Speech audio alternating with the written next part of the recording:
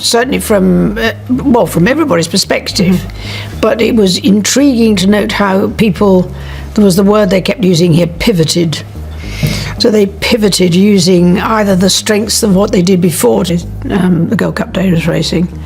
So I've grown to appreciate just the quality of the racing at Ascot, as well as the... After days of hearing crazy rumors, Princess Anne has finally broken her silence. She has confirmed something that no one was supposed to know. We had been hearing rumors King Charles had made a shocking decision to remove Camilla from her role as queen and place his sister, Princess Anne, in her position. We didn't know whether to believe this shocking news, but now Princess Anne has spoken up and set the record straight herself. So what exactly did she reveal? And why on earth would Charles boot Camilla from the throne? The making of a princess. First things first, let's understand how Princess Anne ended up as one of the most respected royals and the big reason why Charles thought she would make a great Queen of England.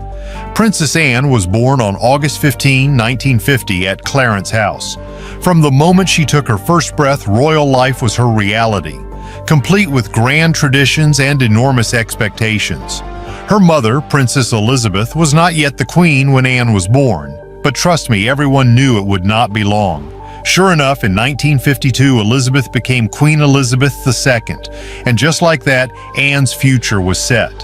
Her father was Prince Philip, Duke of Edinburgh, and yes, even Anne's birth was celebrated in true royal style. There was a grand 21-gun salute in Hyde Park. Right from the get-go, the world knew she was not just any baby. Anne's upbringing was far from ordinary, but it was not the same as her brother Charles's either. See, Charles was being groomed to be king from day one. His future was all about leadership and power. But Anne? Well, she was cast in a supportive role, a life filled with duty, but always one step behind the spotlight. Unlike most kids who can run around and make their own choices, Anne's childhood was mapped out for her. She had a governess, Catherine Peebles, who was nice enough, but let's face it, she was not a substitute for her busy mother. The Queen had a full plate, leaving Anne and her brothers to be raised mostly by staff. As Anne grew older, she accepted her secondary position in the royal family. Charles was the star, the heir, the one expected to dazzle. Anne was trained to be a solid presence, a reliable backup in a world where Charles would always be the main act. She was not groomed to be queen, and she knew that from the beginning. Still, she found a sense of pride in being dependable and dedicated without all the glitz and glam that came with being the heir. And how did Anne react as the years went by and Charles's sons came along, pushing her even further down the line of succession? Was she bitter? Nope. Quite the opposite, actually. It seemed to give her freedom. Without the pressure of being closer to the throne, Anne had room to shape her own destiny and to be useful on her own terms. She didn't crave the spotlight or the responsibilities that came with it. If anything, she was relieved. What made her different from the rest of the royal pack, though, was her love of horses. Horses became Anne's escape, her passion, and her way of stepping away from royal duties. Growing up, she was practically glued to the stables, and it paid off. She was not just good, she was exceptional. At just 21 years old, Anne won the European Eventing Championship, which was a major deal in the equestrian world. She even snagged the title of BBC Sports Personality of the Year in 1971, something you don't see a royal win every day. Anne's love of horses became a serious career. She represented Great Britain in international competitions for years. And let's not forget her moment at the 1976 Montreal Olympics. Anne competed with the British eventing team, and even after getting a concussion during one event, she got back on her horse and finished the course. Yes, she had no memory of completing those final jumps due to the injury, but she didn't quit. That kind of tenacity made people sit up and take notice. Her commitment to equestrian sports didn't end when she hung up her riding boots. In 1986, she took on the role of president of the Fédération Équestre Internationale, where she helped shape the future of the sport. Anne used her influence to make sure equestrian sports stayed in the public eye, all while inspiring young athletes and championing the causes she cared about. But let's not forget her charitable work, which has always been a huge part of her life. Since 1971, she has been a patron of the Riding for the Disabled Association, which is an organization that provides riding opportunities for people with disabilities. It is a role she has taken to heart, and she has stayed involved despite having a royal schedule that could make your head spin. Princess Anne has always been the royal who does not make a fuss. She does the work and does not demand applause. Her reputation as one of the hardest working members of the royal family is not for nothing. Whether she is supporting charities, attending events, or working behind the scenes, she brings a level of dedication that's genuinely impressive. But what is it that she does for the monarchy? What are her royal responsibilities? Princess Anne's responsibilities. Princess Anne has been all about responsibility since she turned 18. And when we say all about, we mean she has been taking her role seriously for decades. Her first public engagement was right after she finished school in 1969, opening an educational center in Shropshire. Since then, it has been non-stop. She has become a non-stop, go anywhere, do anything royal, showing up wherever duty calls, whether that's in the UK or some far-off corner of the world. Anne does not just sit around Buckingham Palace sipping tea. Nope, she has been to more countries than most of us can name. Norway, Jamaica, Australia, Russia. The list is endless. Her first big overseas moment was a state visit to Austria, tagging along with her parents, and then she really took off, doing a full tour of Australia in 1970. These trips were not for taking cute vacation photos either. Anne was out there representing the UK and making sure relationships between nations stayed strong. One of the biggest highlights was in 1990 when Anne became the first British royal to visit the Soviet Union. She was invited by none other than President Mikhail Gorbachev. And this was not just a friendly drop by, it was a serious diplomatic visit during a pretty tense time in history.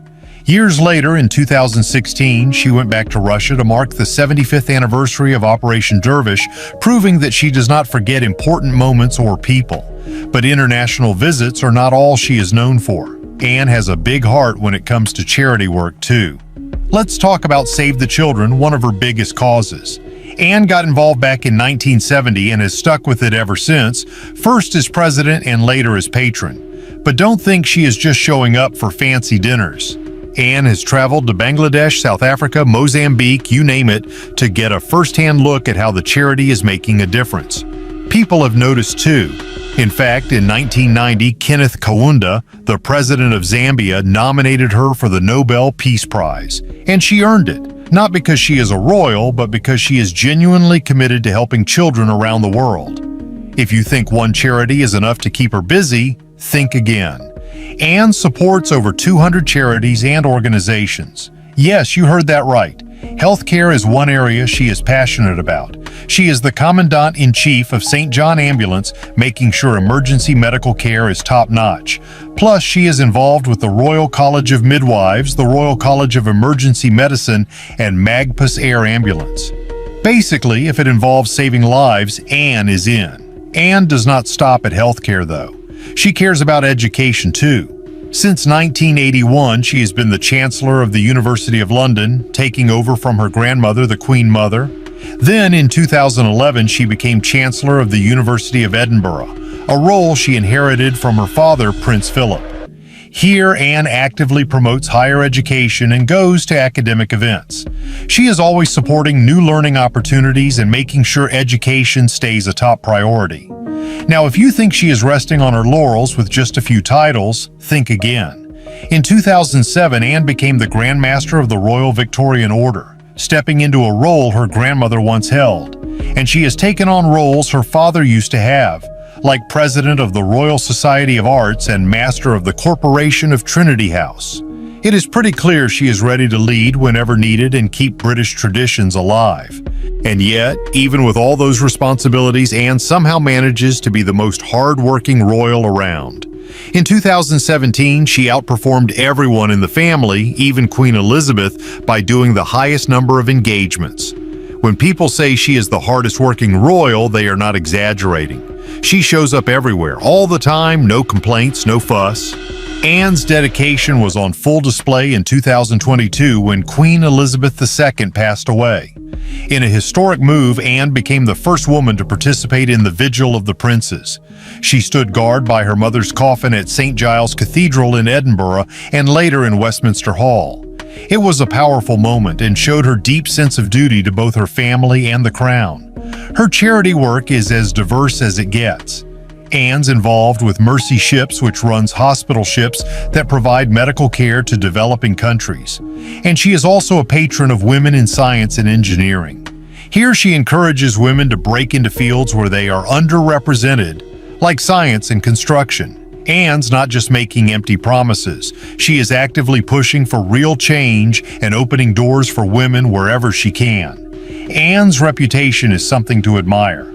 She does not put on airs, does not crave the spotlight, and has remained down to earth. Even now in her 70s, she is not slowing down. In 2023, she took on another role. She became president of the Commonwealth War Graves Commission, taking over from the Duke of Kent. The role is all about preserving the memory of those who died in conflicts, which aligns perfectly with her dedication to honoring military service. From her teenage years stepping into public life to her ongoing charity work, Anne has proven time and again that she is the real deal. No shortcuts, no whining, just pure commitment to her duty. And through it all, she has managed to earn the respect of both the royal family and the public. This is also the reason why she shares a deep bond with her brother.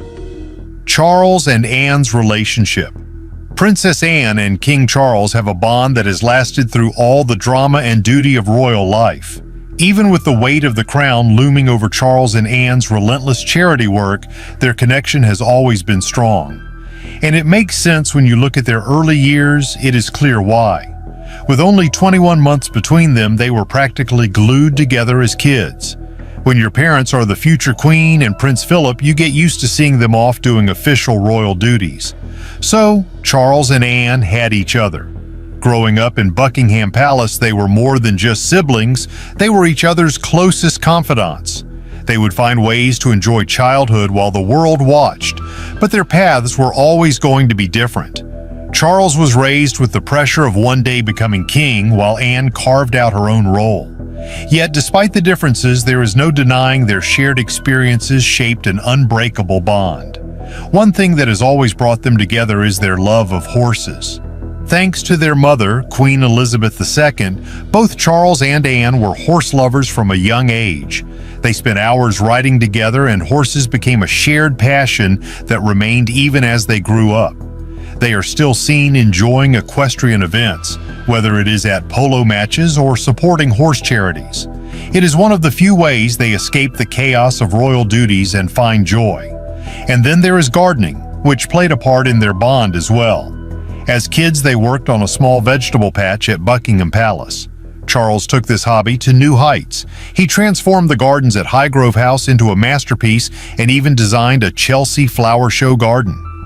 Anne is less public about it, but she still loves being outdoors, and it is one of those simple pleasures that keeps them close. Their closeness really came into focus after Queen Elizabeth II passed away. Anne was by Charles's side, a steady presence as he adjusted to his new role as king. When Charles was officially crowned, Anne took on the historic position of gold stick in waiting. She rode on horseback behind him, which was a symbol of her loyalty and support. This was Anne showing the world that she had her brother's back, no matter what. Charles and Anne's relationship is not all serious, though. They have been spotted laughing and joking at public events like the Queen's Platinum Jubilee.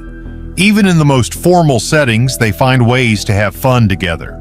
But then times got tough, and the strength of their bond was put to the test. In early 2024, Buckingham Palace announced Charles's cancer diagnosis. It was a shock, discovered during a routine procedure for prostate issues. Although the type of cancer has not been made public, it was serious enough that Charles had to cut back on his royal duties. He faced it with calm and grace, but the situation demanded someone step up, and that someone was Princess Anne. Anne, known for being one of the hardest-working royals, took on extra responsibilities without blinking. She traveled across the country, attended state events, and filled in at international gatherings. Yet there was tension behind the scenes. Queen Camilla and Anne reportedly had different opinions on how to handle Charles's absence. Camilla believed Charles should make a few public appearances to reassure the nation, even if he was not healthy. Anne, however, was firm. She believed that Charles needed to focus on recovery and that the monarchy could survive without him being front and center. This difference in opinion created some friction. Anne was frustrated and angry at Camilla. In her eyes, health came before appearances. If taking on extra work herself was the solution, she was ready for it. Meanwhile, Camilla worried about the optics of a king disappearing from public life. Anne disagreed and went full speed ahead, determined to carry the load for as long as needed. Despite the disagreements, Anne continued to show up and do the work. She was not looking for praise, she was doing what she thought was right.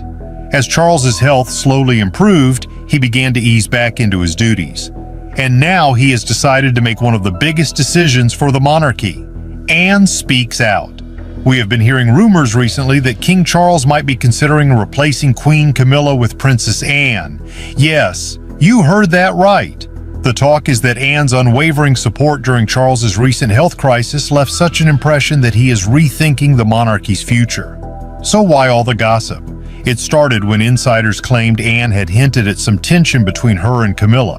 According to reports, Anne felt it was time for the truth to come out, implying that Camilla had not exactly stepped up when Charles needed support the most. This fueled speculation that Charles had been deeply affected by his sister's loyalty and strength.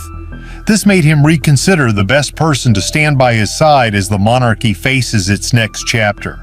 We have also heard a rumor that Charles was moved by Anne's dedication over the years and had an emotional moment where he acknowledged her sacrifices and incredible work ethic. Witnesses even say he had tears in his eyes as he spoke about how much he values her. On the other hand, rumor is that Camilla was caught off guard when she saw the king like this, and she was visibly shaken by the shift in attention. But let's be clear, these are still just rumors. There is no official word from the king about any major changes. Until Charles himself confirms anything, the speculation remains exactly that, speculation. However, with so much chatter and tension, all eyes are on the royal family to see what happens next. So what do you think? Will King Charles replace Queen Camilla with his sister? Tell us your opinions in the comments below. And before you go, make sure to hit that subscribe button for more royal updates and all the latest gossip. Thanks for watching.